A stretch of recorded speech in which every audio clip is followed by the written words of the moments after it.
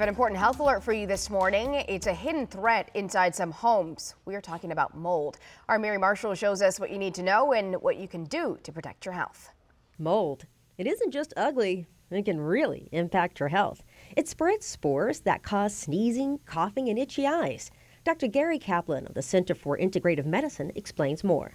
Respiratory symptoms, especially asthma, is probably the biggest one. Chronic sinusitis, so nasal congestion.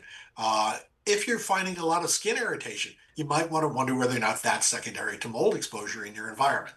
So those are the big things that you can see. But the other thing is, are you having fatigue, headaches, chronic illnesses, and are you seeing weaknesses potentially in the immune system? Mold is around all year in D.C., but typically spikes between May and October. Mold spore counts are usually highest after rain or fog.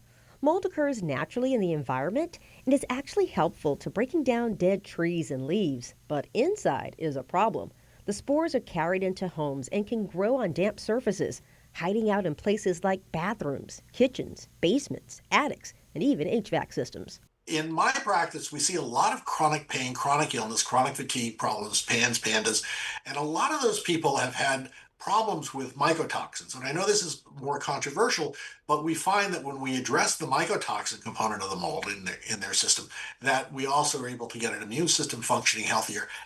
But the good news is you can fight back. The key to controlling mold is moisture. The Environmental Protection Agency says you want to keep your indoor humidity manageable. And also, if you get a leak or some water damage, try to get it cleaned up within 1 to 2 days to prevent mold growth.